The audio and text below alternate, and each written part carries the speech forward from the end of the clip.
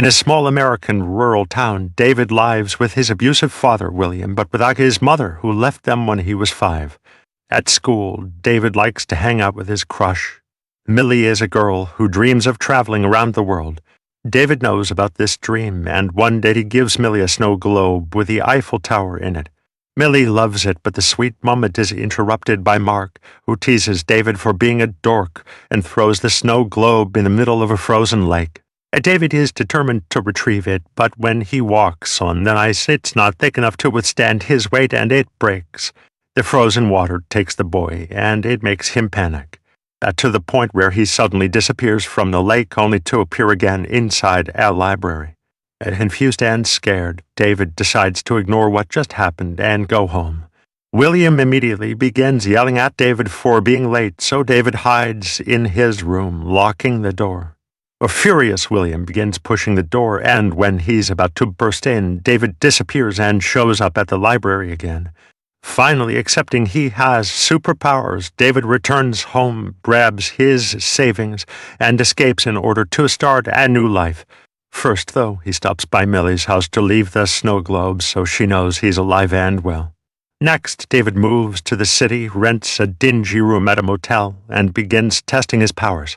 The first few times he ends up crashing against a tree, but eventually he gets the hang of it by looking at pictures of the places he wants to go.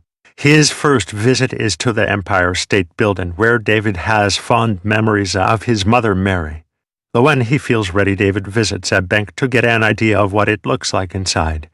And in the evening, he teleports inside the vault to steal all the money.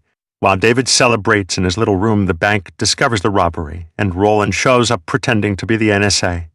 He has experience with cases like this and knows of the existence of jumpers. In fact, he's sure one of them did this. 8 years later, David is living his best life. He has a luxurious penthouse apartment in New York filled with expensive objects and such good control of his powers that he uses them just to reach the kitchen. His walls are full of pictures of landmarks that allow him to easily teleport anywhere in the world to spend the day, like having a picnic on top of the Sphinx. One evening, he shows up in London and enters a pub where he teleports to the bar to pick up a girl. This carelessness is noticed by Griffin, but David can't tell and just leaves with the girl. Meanwhile, a jumper teleports in the middle of a tropical jungle only to get caught in a net of wires that keep tasing him and stop him from teleporting again. This trap was set up by Roland and his men. They call themselves the Paladins and hunt down jumpers because they think they're an abomination. Roland kills the boy with no hesitation, then he gets a call about their next lead. Moments later, David returns to his apartment and finds Roland there, who has brought all the notes David has left in bank vaults through the years. David tries to kick him out, but Roland responds by hitting him with a special baton that shocks him with 1,000 volts of electricity and doesn't let David teleport further than a few feet inside the apartment. A fight ensues, and after lots of struggling, David manages to teleport inside a hidden room in his wall, cutting the baton cable. Roland follows the cable and begins breaking down the wall, but David just grabs a bunch of money and teleports away. And not giving up, Roland looks at the pictures and sends his men to all of David's usual jumping sites. He also looks at David's stuff and finds an old picture of Millie. Seconds later, David appears in his old room. William hears a noise from downstairs and rushes to try to meet with his son, saying he feels like he's crazy and that David is welcome anytime. David only assures William that he isn't crazy before disappearing again. The next morning, David considers visiting William for good, but he can't bring himself to talk to him. Instead, he goes to Millie's house, and Millie's mother is so shocked to learn that David is alive that she hugs him. She informs David that Millie is working at the local bar, and David heads there, only to feel like a coward again as soon as he sees an older Millie. David tries to leave without being noticed and bumps into an older Mark, who immediately recognizes him and begins asking questions. His outburst is overheard by Millie, who reveals she saw David when he arrived and was waiting for him to say something. This makes Mark jealous, and he tries to make a move on Millie, causing David to punch him for it. This triggers a fight that ends up outside, giving David the chance to push Mark through a fence and teleport him away while nobody is watching. They appear inside the bank vault David robbed, and David threatened Mark with worse before he jumped away, leaving Mark in the vault as punishment. Afterward, David returns to the bar and finally has a chat with Millie, who dropped her dreams of traveling because she had to face the reality of having a job. David tells her he works in banking and invites her to come to Rome with him, which Millie obviously accepts. All this is overheard by Griffin, who somehow is in the bar too. Meanwhile, Roland arrives at the police station pretending to be the CIA and punches the detective when he isn't believed. Then he interrogates Mark, promising that he does believe the crazy story about teleportation. Relieved to have found an ally, Mark tells Roland everything about David and Millie. Roland immediately calls his men and tells them to send them to Italy. A few hours later, David and Millie arrive in Rome and check in at a very luxurious hotel. Millie starts getting suspicious of David's real job, but he swears he isn't lying. The two of them end up getting frisky for a while before they finally leave the hotel and enjoy the beauty of Rome while Griffin watches from afar. Eventually, David and Millie try to enter the Colosseum, but it's already closed for the day. While Millie is distracted, David teleports inside to get a side door open and pretends he found it like that. The couple wanders around and enjoys the history behind these views, with David pulling the same trick whenever they find a locked door. When he tries to gain access to the lower area, he bumps into Griffin, who is relieving himself on a pillar. David tries to ignore him, but Griffin suddenly teleports in front of him and reveals there are jumpers all over the world. Griffin scolds David for bringing a non-jumper into this and carelessly jumping around because he gained the attention of the wrong people. At that moment, the paladin enter the Colosseum and start chasing the boys. David is immediately shocked with a baton and he can't move, but Griffin has more experience with these guys' tricks. He teleports away in seconds and quickly knocks them out one by one. Then he tells David about the paladin organization before disappearing. Suddenly, an employee from the Colosseum shows up screaming for help, so David jumps into the action. Scar left by Griffin's teleportation, allowing him to find his secret hideout in the desert. Furious, Griffin reminds him he left Millie alone, and David immediately jumps back to drag Millie out of the building. Unfortunately, the police are waiting outside and will arrest them both. 8 hours later, the cops are still trying to interrogate David, although they can't make a formal arrest until the magistrate from the U.S. Embassy arrives. This magistrate turns out to be Mary, who frees David from his handcuffs and tells him to run before more paladins come. David tries to go after her to demand an explanation, but a cop gets in his way, so David teleports him to Egypt as punishment. Then David returns to the station and tells Millie that the cops let them go just like that. Millie doesn't believe it can be this easy, but David asks her to trust him and takes her to the airport. And not understanding why they are running if things are supposedly fine, Millie demands an explanation. David shows her all the money in his bag but doesn't give her any. Answers, he only tells her they can't be together anymore. Feeling betrayed, Millie flies back to her hometown alone. Meanwhile, Roland's team calls to inform him they were defeated, almost as if someone knew they were coming. Then Roland visits William, who pretends he hasn't seen his son in 8 years. William also admits that even if he does see David, he won't tell the police, which Roland doesn't appreciate. Moments later, David shows up at Griffin's hideout and finds out that Griffin hunts down paladins to kill them. It turns out paladins have been doing this for centuries, and they're responsible for things like the witch trials and the Inquisition.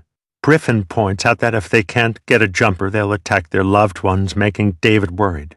Millie is safe for now because she's on a long flight, so David teleports to his old home and is devastated to find William dead on the floor.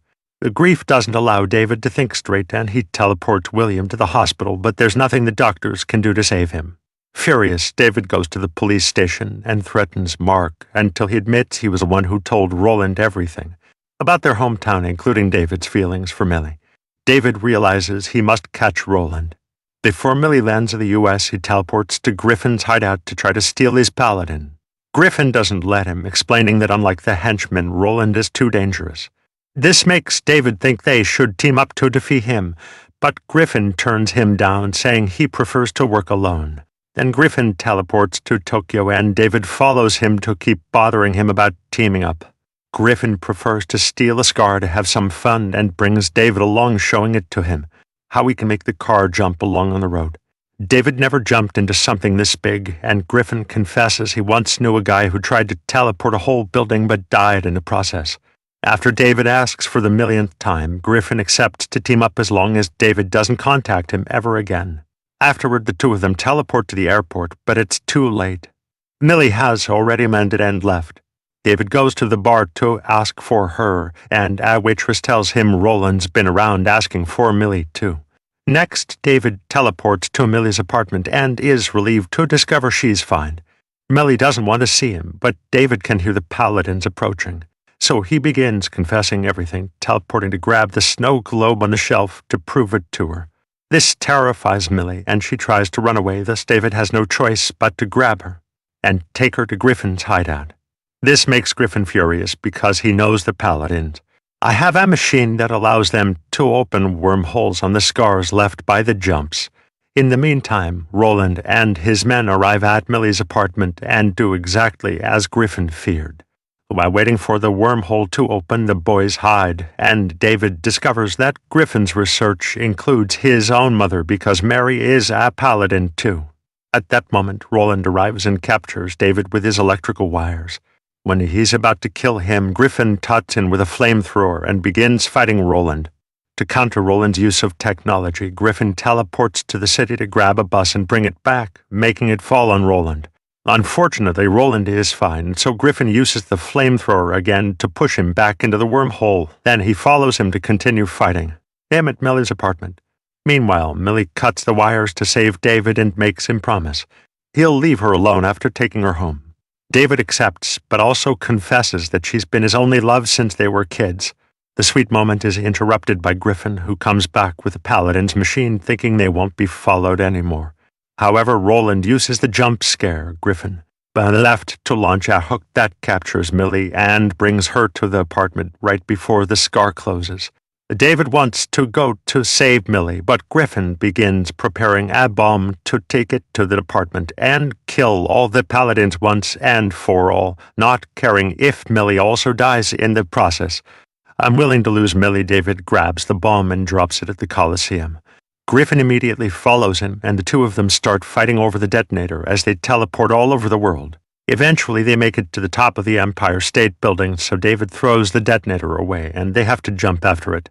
A new series of jumps begins, and Griffin teleports a truck to hit David when they make it to the Chechen battlefield. Ignoring the war around them, Griffin retrieves the detonator, but at that moment David jumps on him and pushes him against a pylon with enough current to keep Griffin trapped for a while. Afterward, David teleports back to Millie's apartment and finds her tied to the wall. As soon as he tries to rescue her, Roland attacks him with a baton and captures him too. Then Roland gets ready to kill him. But Millie apologizes for misjudging everything, and this gives David the support he needs to take his powers to the next level. Suddenly, the whole room disappears from the building and is teleported to the middle of the Huron River. David is feeling dizzy underwater, so Millie swims to him to ground him, helping him teleport again into the old library. After Millie wakes David up with a slap, David notices Roland is still around. He teleports Millie to a safe spot before jumping on Roland to take him to an isolated cave in the middle of the Grand Canyon. Before leaving, David points out that he's a good person because he could have left Roland with the sharks, yet he didn't. Many days later, David follows some clues about his mother to a house in a snowy area. He discovers Mary has a new life with that daughter here, and she admits she left him because she knew about his powers. Mary refuses to leave her job as a paladin and hugs him, explaining that she does love David, but the only thing she can offer is a head start. David leaves as he accepts that his mother is the enemy and meets with Millie, who leaves with him to a warmer place.